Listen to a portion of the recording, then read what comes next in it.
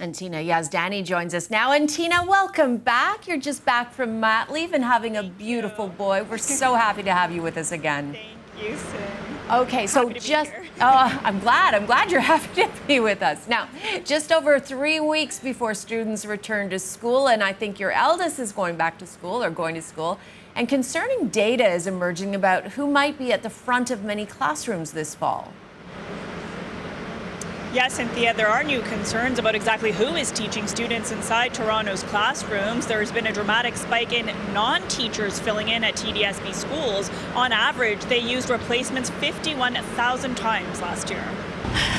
It's very upsetting, and it should not be allowed. It's undermining our professionalism. It's undermining my job. It's undermining my credentials. They are not teachers and they are not school staff. They are lunchroom supervisors, volunteer parents, educators in training, and they are stepping up daily to run Toronto's classrooms. Data obtained by The Local shows a startling 1,100% spike in the use of emergency replacement people since 2017, with 51,000 covering for absent teachers in the last school year.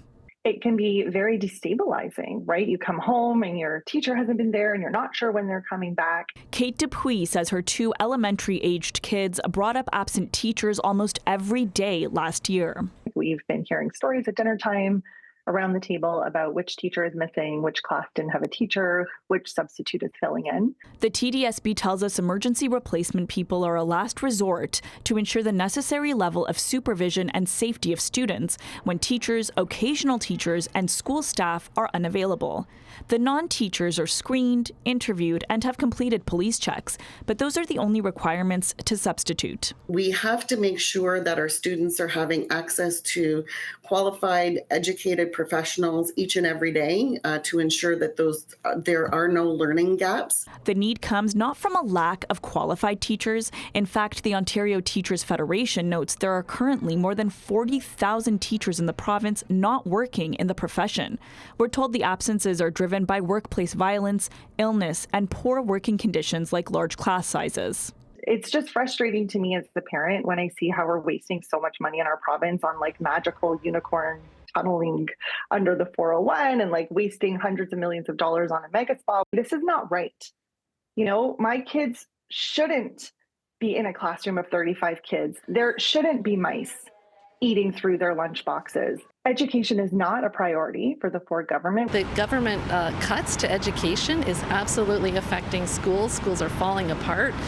The classrooms are falling apart, and a lot of teachers can't or don't want to continue in this profession. We did hear from Education Minister Paul Calandra's office, who actually blames school boards for the increased absenteeism. He says school boards are not prioritizing resources inside classrooms. Cynthia. You know, you just spoke with the president of the Elementary School Teachers Union. How did she react to that statement?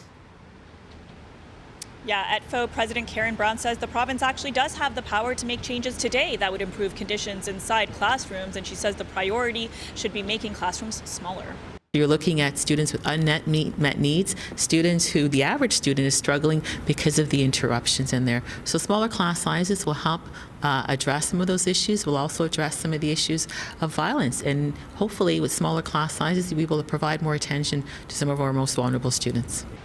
And Brown also says that EDFO is already preparing for the next round of bargaining in 2026, and the campaign is going to be called Smaller Classes, Big Difference. Cynthia? Watch. Okay, Tina Yazdani, thank you.